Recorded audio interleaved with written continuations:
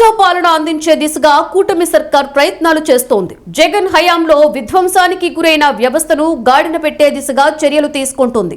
చంద్రబాబు, పవన్ కళ్యాణ్లు ఆ దిశగా తమ వంతు ప్రయత్నం చేస్తున్నారు. ముఖ్యంగా పవన్ కళ్యాణ్ తన శాఖలకు న్యాయం చేయడమే కాకుండా రాష్ట్రాన్ని గాడిన పెట్టేందుకు తన వంతు కృషి చేస్తున్నారు.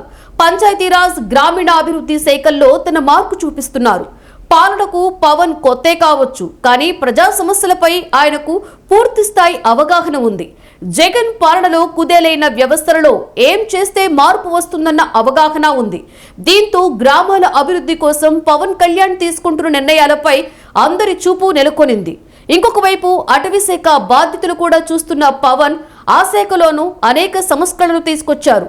వైసీపీ హయాంలో రోజుకొక చోట ఎర్రచందనం లారీలు పట్టివేత అంటూ వార్తలు వచ్చాయి. అయితే కూటమి సర్కార్ వచ్చాక పవన్ అటవీ శాఖ బాధ్యతలు తీసుకున్నాక ఆ శాఖలో సమూలంగా ప్రక్షాళన చేసి సంస్కరణలు తీసుకొచ్చారు. దీంతో ఇప్పుడు ఎర్రచందనం దుంగలను స్మగ్లింగ్ చేసే ధైర్యం చేయలేకపోతున్నారు స్మగ్లర్లు.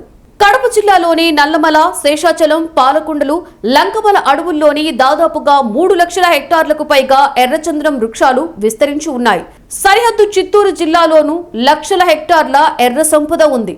విలువైన ఎర్రచందనం వృక్షాలను నేలకూల్చి తమిళనాడులోని చెన్నై, రెడ్ హిల్స్, కర్ణాటక రాష్ట్రం బెంగళూరు సమీపంలోని కటికినహల్లికి చేరిస్తే చాలు ₹1,00,000 చేతిలో పడతాయి. దీంతో తమిళ కూలీలు, స్మగ్లర్లు అడవుల్లో చొరబడి విలువైన ఎర్రచందనం వృక్ష సంపదను కొల్లుగొడుతున్నారు.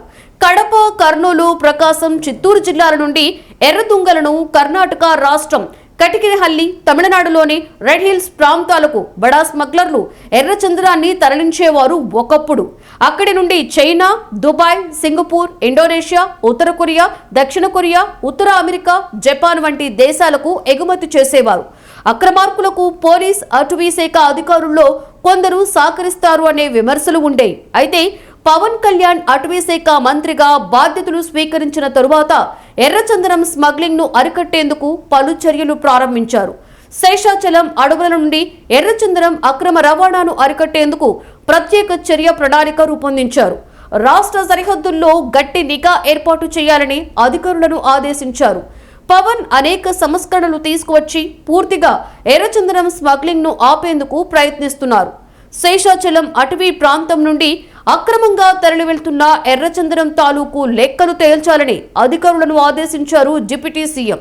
చిన్నా చితకా దొంగల్ని మాత్రమే కాదు, పెద్ద తలకాయల్ని పట్టుకోవాలి అంటూ అధికారులతో సమీక్షలు చేశారు. పవన్ దెబ్బకు ఎర్రచందనం స్మగ్లర్లు హడలిపోతున్నారు.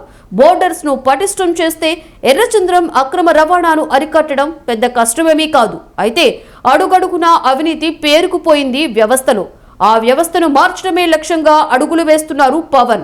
వైసీపీ హయాంలో ఎర్రచందనం స్మగ్లర్స్ కు రాష్ట్రంలో అనధికారికంగా రెడ్ కార్పెట్ వేశారని, కీలక పదవుల్లో ఉన్నవారు ఎర్రచందనం స్మగ్లర్స్ గా ఆరోపణలు ఎదుర్కొన్న విషయం తెలిసిందే. రాజకీయ ప్రేరేపితం లేకుండా శేషాచలం అడవుల నుండి ఎర్రచందనాన్ని అక్రమంగా పెద్ద ఎత్తున తరలించడం అనేది చిన్న విషయం కాదు. మరి ఆ రాజకీయ ప్రేరేపిత వ్యవహారాన్ని డిప్యూటీ సీఎం పవన్ కళ్యాణ్ ఏడాదిలోపే అదుపులోకి తెచ్చే ప్రయత్నం చేశారు. 2014 నుండి 2019 మధ్య కాలంలో ఎర్రచందనం అక్రమ రవాణాపై నాటి టీడీపీ కూటమి ప్రభుత్వం ఉక్కుపాదం మోపింది. 20 మంది ఎన్కౌంటర్ కూడా అయ్యారు. క్షేత్రస్థాయి నుండి కింగ్ పిన్ల వరకు ఆరా తీసింది.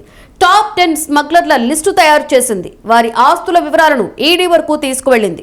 దేశ విదేశాలలో ఉన్న స్మగ్లర్ల లిస్టును బయటపెట్టింది. అక్రమార్కుల గుండెల్లో వణుకు పుట్టించింది. మరోవైపు తమిళ కూలీలకు కౌన్సిలింగ్ ఇచ్చింది. దేశంలో ఎర్రచందనం ఎక్కడ పట్టుబడ్డా అది ఏపీకే వచ్చేలా చర్యలు చేపట్టింది. పొలిటికల్ గా ఎవరు ఈ దందాకు సపోర్ట్ ఇస్తున్నారో గుర్తించారు. కానీ గత 5 ఏళ్లలో మాత్రం సీన్ మొత్తం రివర్స్ గా మారింది. మళ్లీ కూటమి సర్కార్ వచ్చాక ఎక్కడికక్కడ ఎర్రచందనం అక్రమ రవాణాను అడ్డుకొని దాన్ని తరలిస్తున్న వారిని అరెస్టు చేశారు. పవన్ దెబ్బకు ఎర్రచందనం స్మగ్లర్లు హడలిపోయారు. అయితే ఎర్రచందనం రాష్ట్రానికే పరిమితమైన సమస్య కాదు. పవన్ అన్నట్లుగా దీని మూలాలు అంతర్జాతీయ స్థాయి వరకు విస్తరించాయి. ఈ నేపథ్యంలో ఎర్రచందనం అక్రమ రవాణాకు అడ్డుకట్ట పడాలి అంటే పవన్ ఇంకా గట్టిగానే కృషి చేయవలసి ఉంటుందని పరిశీలకులు చెబుతున్నారు.